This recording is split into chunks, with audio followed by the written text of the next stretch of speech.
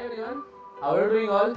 Welcome to my YouTube channel FitnessNet. In the last lecture of our C programming course, we have seen about installing code block in our system, and we also see that how we can run our own program, like we have written our Hello World program. Okay, so continuing the lecture, I will give you more detail about the program that we have written in the last lecture. Okay, so if you didn't watch the last lecture, I come to directly do this lecture. You might not get all the thing what I am saying is. So please visit my last lecture. Written our first program, that is Hello World program, and also run it. And I have given you brief introduction about the type of command we have used in our code.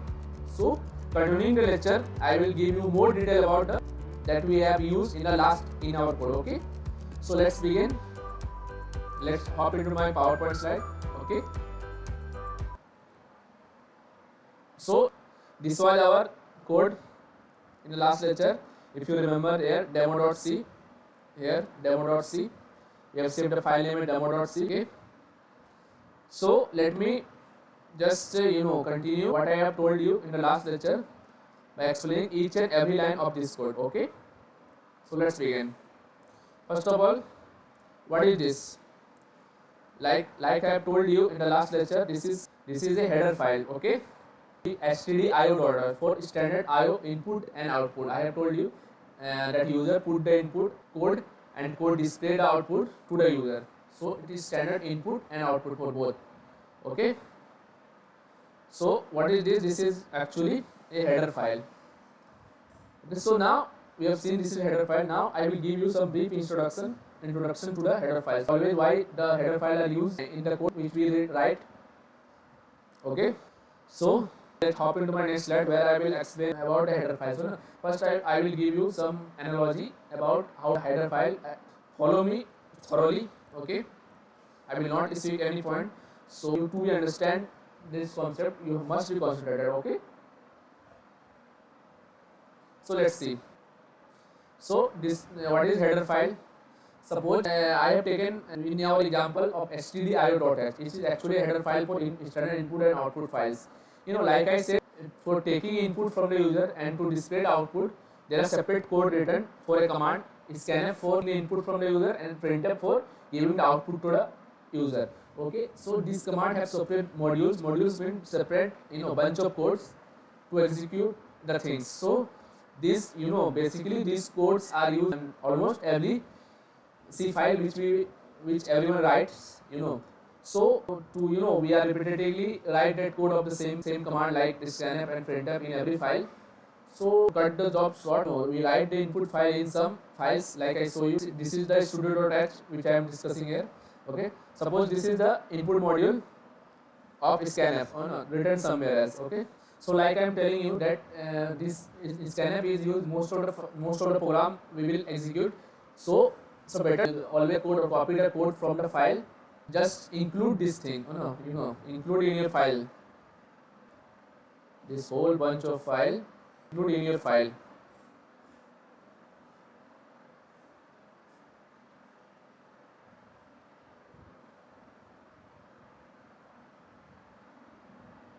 Include it. Okay.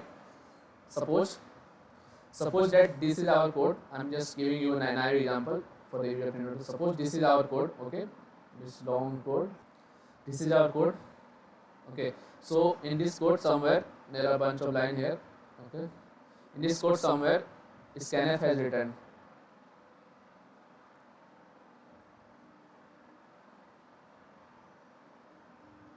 Okay, understand this. Scanf have written. Now there are a bunch of code again. So it is scanf. Whenever this is written, we have to include header file. Okay, we are including stdio.h. Okay, hope you are getting the point that I am explaining. There was some. Okay, now we are included this file. Okay, so what if whenever this scanf is called here, it is called calling function. I will go into the detail of function. Don't worry, just remember that the scanf function is called. So to call this function, the file of this function is written in this header file. Okay, this one stdio.h. Okay, so you're getting the point what I'm trying to say, that code for this command, this is a command we are using to take the input from the user. Okay, so code of this command is written in studio.h. Okay, now I will give you code of the scanf naive code which are written in a tedious way. Okay, seeing this, so you will understand why I am just including this file and call this function only, not writing its code. Like suppose its code we write long bunch of code here. Okay, so let me show you the file. Yeah, you can see the file here.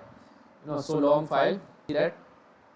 So big file here. Scanf code. Whole scanf code is written. I have written here. I am taking this from example somewhere. So this is the code for scanf. You can see there bunch of line here, bunch of function calling are there. Okay.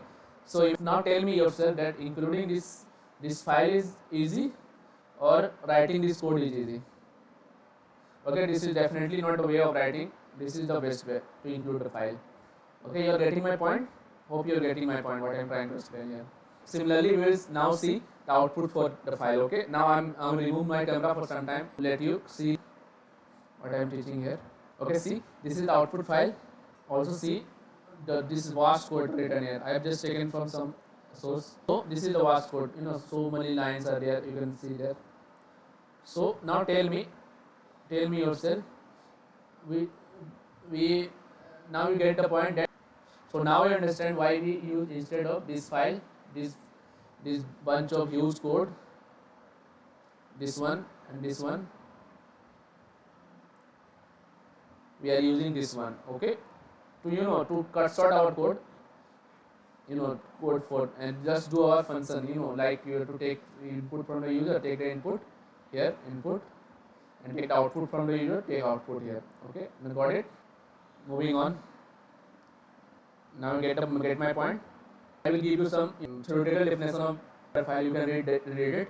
But as I explained, I think you definitely have understand about the basic of header files. Okay. Now let me give you some definition here.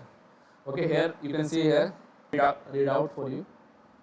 So, header file is a file with extension .h. Okay. This is the extension of a file. We know that every file have extension. So header file have extension of .h. Okay.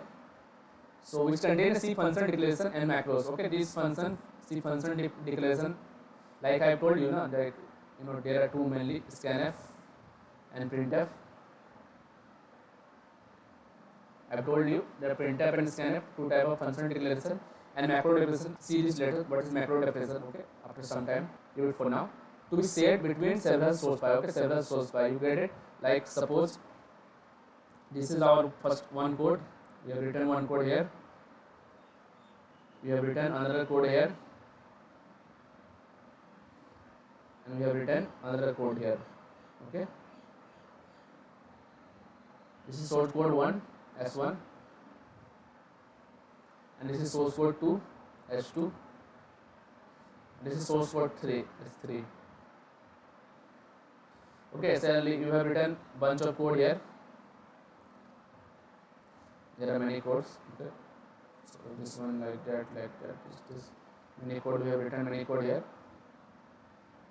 So what this line say, that to be shared between several files. Like suppose there are first file, second file, and third file. 3 source files are there.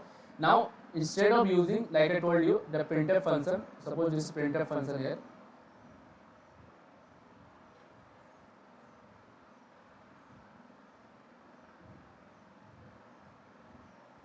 Printf function here. Suppose this is printf function, and we want to use it everywhere. So this have printf has own definition of code. Okay. Suppose this is the definition of printf. So instead of copying this file to this one, we just use header file here. Okay. Now you are getting the point. Now you have to include this function in all the files.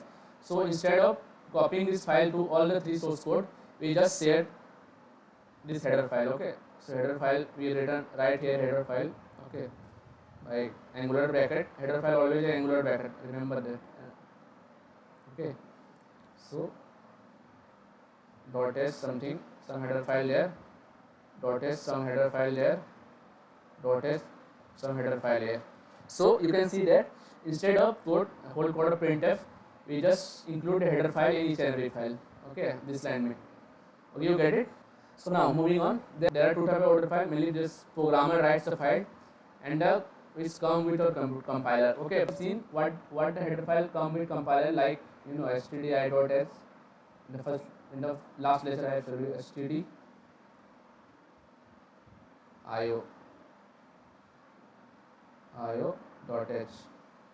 Okay, this file is compiler file, means compiler have standard library.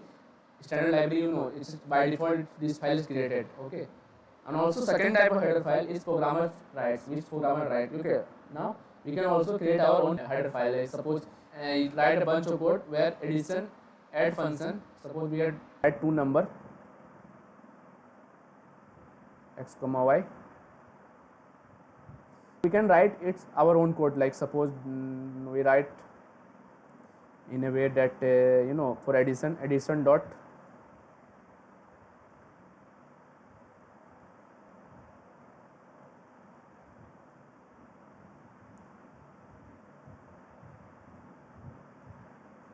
addition.h. Suppose we have created our own header file here. Okay, we write some code here.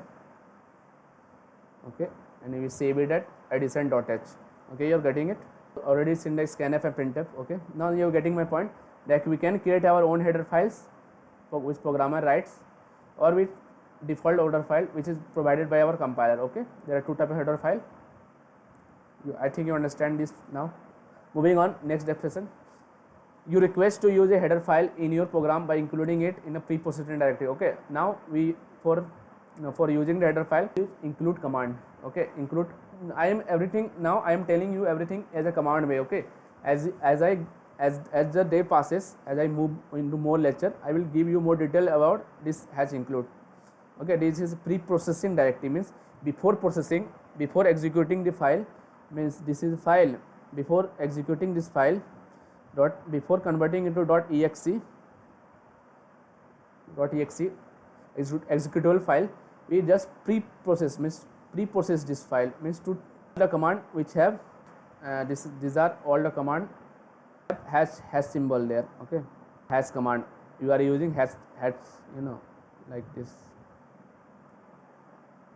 hash. Okay, so this is called pre-processing. All the files, all the command starting with hash symbol, they are before converting the code into executable file, we pre-process it from a directive using this command. Okay, you are getting my point. You might not understand it very well right now. Okay, so just try to understand in a naive way which I am saying. If you are not getting it, please remind the video, will definitely understand this, nothing to worry about. Now moving on, what is next section? Including a header file is equal to copying the content of header file. Like I am told you earlier, I have explained it. Including header file, we can also write all the code for printf or scanf. Okay, I have told you earlier this one. Source file, especially header file, we do not do it because it will be error prone, and it is not a good idea to copy the content of header file in a source file. Okay, reading out, you might understand it. Moving on now, next slide. So what we have seen here about header files here. stdio.h. I will see into the next line. What is this? Void main. Main actually is a function. In C, everything is all about function. Either it contain function or variables or constant. All two things are important only, function and variable. Means A and C program will definitely contain a function and a variable, definitely contain. Okay. Now what is this void? Why I have written void here? It is return type of the function, means what is the function returning the value. You might not get it, so let me hop into my another side where I will explaining you about the return type or the data type. Return type and data type may be same and may be different. Data type can be used for variables, but return type is used with function. Okay, just understand it. Data type is used with variables and return type is used with function. Okay, so I have told you that C program is mainly made of function and variables, so that's why. So let me hop into next slide where I will explain about return type. What is data type? Suppose we want to add two number, like we have given input two number, 2 plus 2 and 3. and we want to find it, okay, summation. You are understanding it?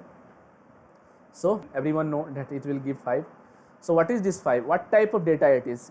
Is it a character type data, means English alphabet or anything, or it is a numeric data or alphanumeric data? We all know that alphanumeric data or numeric data.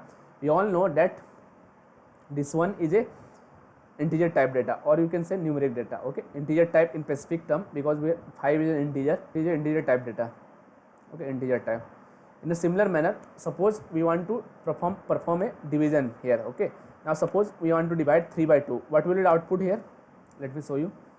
Suppose we want to divide 3 divided by 2. What will be output?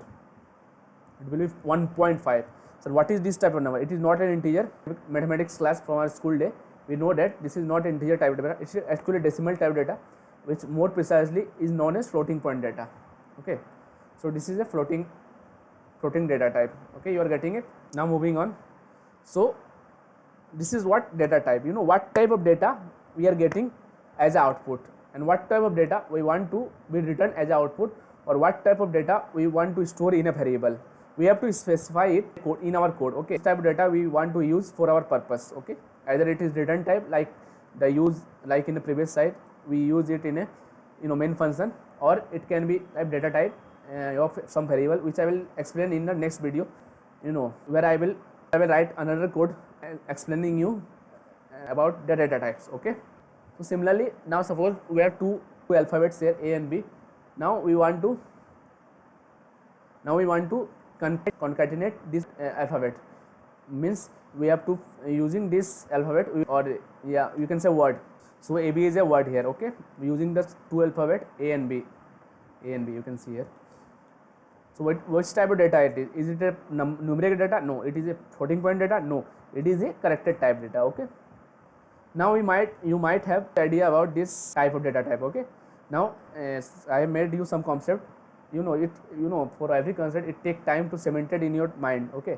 So for that I am just providing you naive example. These are you will not find this anywhere written in any book. Okay. The C programming book by Dennis Ritchie, which I am referring in our course. In this too, it is not explained anywhere. Okay, so I have explained here so that a beginner could understand what is data type here, or why we are using the data type here. Okay, hope you getting my point here. Okay, now moving on. So you only see have basically 4 type of data type. These are basic data type, or you can say built-in data type, like char, int, float, and double. Okay, we have seen the data type void also. Okay, void means nothing. Like the main function was returning void, so one function will returning nothing. Okay, if we use instead of that void type, if you use int data type, it will be we have to write the returning type of the function also. Okay, we will see next every time in and more detail in other lecture. I am just giving you overview here. Okay, try to understand this. It is very basic things, you will never find anywhere else. Okay, so keep listen each and everything I am telling here. Okay, you will not skip anything. Okay, these are qualifier. What is qualifier?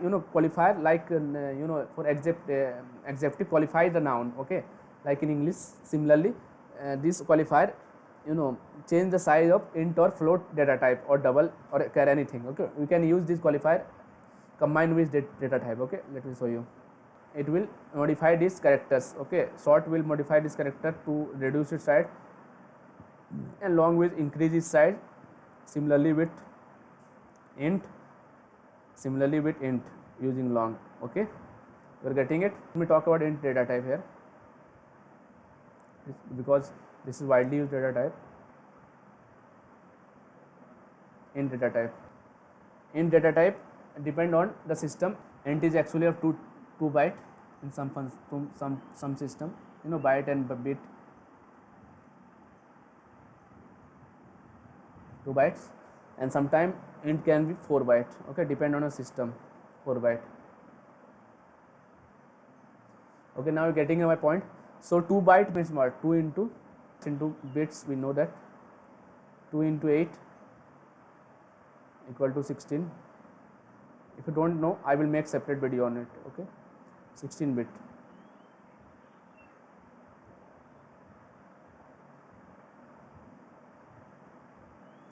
Okay, so and so 16 bit means what can be the size of the int data type. So 2 into 8 it's 16 bit means what could be the size of int 2 की power 16 minus 1. This could be the size of int. Okay, so I think I have to make, if you understand is binary, this is how binary number work. Okay, I will make separate video on how to deal with binary numbers. Okay, don't worry about it if you don't getting it mind, just see what you can get. So its size is actually 6,000 something, 62,000 something. Okay, 62,000 something. This is very big number, so using the qualifier we can modify this behavior. How we can modify this behavior? So how can we do that? Now suppose range of number is what, 62k, range of integer. Okay, so using sort data type, sort qualifier before integer, it will make the data type lesser than this, take integer value lesser than this number. Okay, if you use sort here, sort qualifier,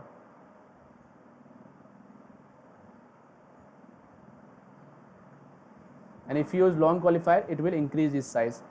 Okay,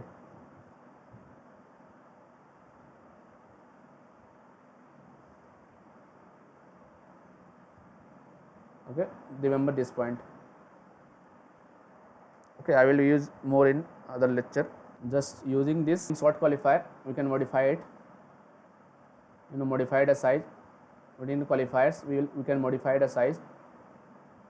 Okay, so whatever I explained, some people might not understand it, so leave it in that way. I just explain everything here, studying every type of audience here. Okay, so don't be panic if you don't get it right now. Okay, now moving on. So I will now provide you a list of data types can use in C. Okay, this table, refer to this table. Whatever I explained is simple data type which are used in a large way, in a large volume. This type of data type is used. Okay, now table will appear in your site here. So this is table. Refer to this table. So this is what I have said: int, char, float, double. These are basic data type, and these are qualified used with data type. Okay, to modify this behavior means plus minus this size, which I have explained in the last lecture already. Unsigned is long int. You can say long int. Don't dig into that right now. Just focus on this. Unsigned long int, and signed char, unsigned char, long double. Okay, these are the size which are system dependent, which I told you. These are variable. Okay, don't take it constant, variable. These are variable. Okay, so it can be 2 and 4, depend on size. You can see, you can read these things. Okay, no need to remember this size. Okay, you have no need of this to to check the size of any operator in your system. Just use this function. Okay, size of and write the data type. Suppose we want to find the size of integer, so write int. So it will return depending on system 2 or 4. Okay, you are getting my point. Memory you can check anytime using this command. So these are format specifier. What I can say about format specifier right now, it's a very detailed topic. That suppose we have to use the integer, and we don't right now don't need to write everything like input or something like that. We can change, modify this behavior, and we can shorten the length of it using this format specifier. Okay, hope you are getting it. Percentile D, percentile I for integer. Okay, we write like let me show you. Suppose printf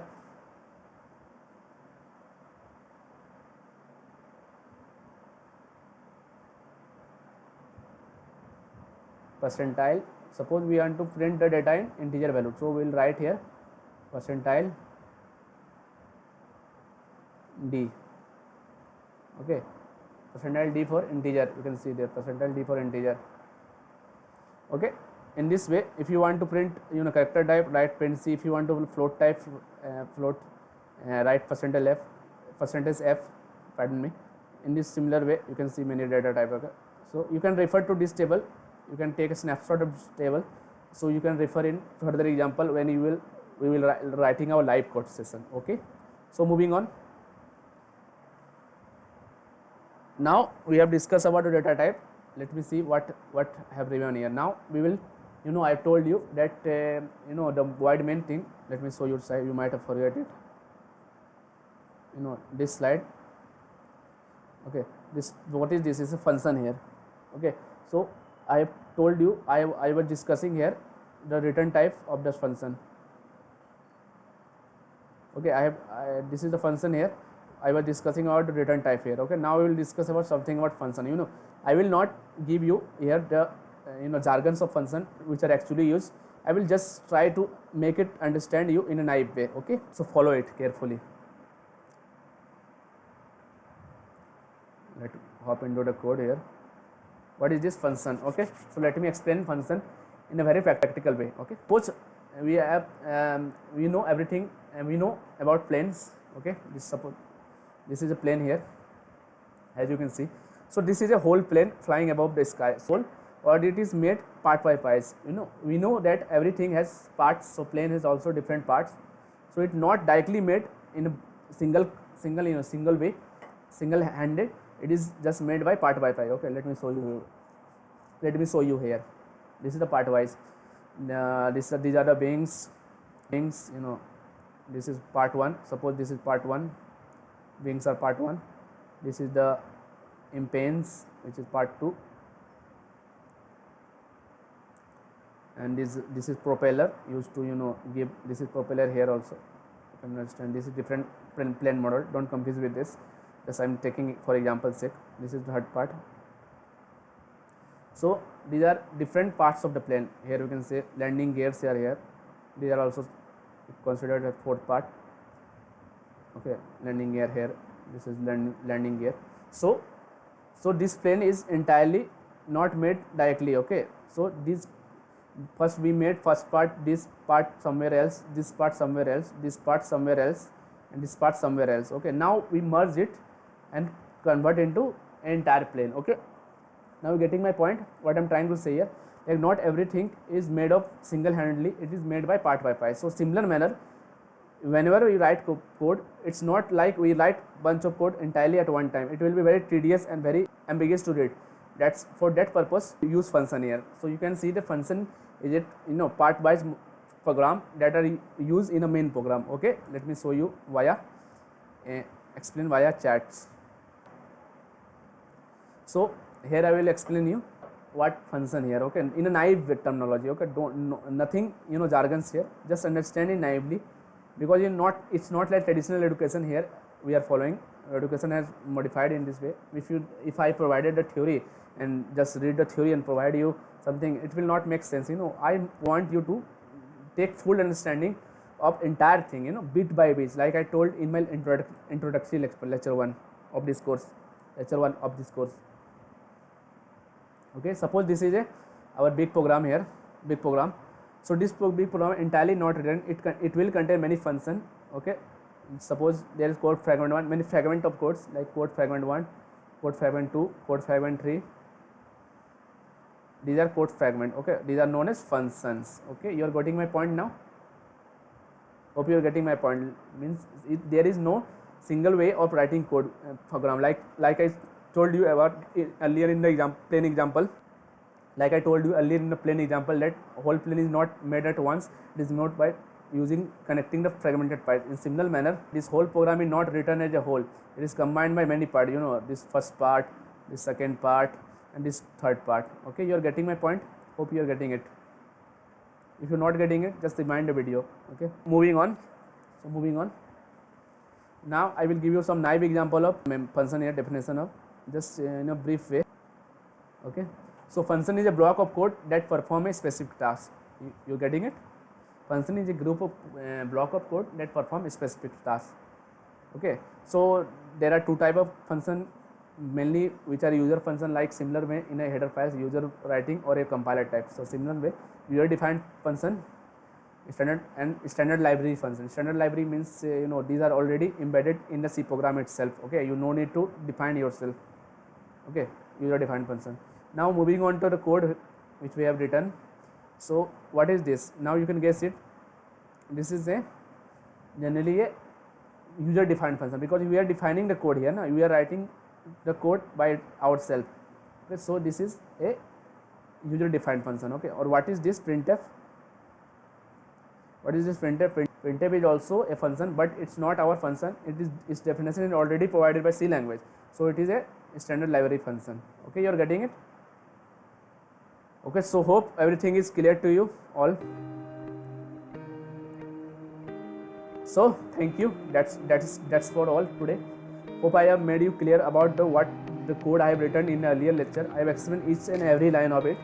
So if you don't understand it, this is very crucial lecture. This is the beginning of your C journey lecture. If you understand this lecture at least 50%, your journey will become easier. Okay, you are getting my point, what I am trying to say here. So please before watch this lecture 3 to 4 times before moving on. Okay, on the next lecture I will dig into some strong programming, some programming here, which will be based on the things I have explained. Okay, just simple 2 to 3 program I will explain it. If new terminology, something new comes here, other next lecture. Okay, thanks for watching. See you all.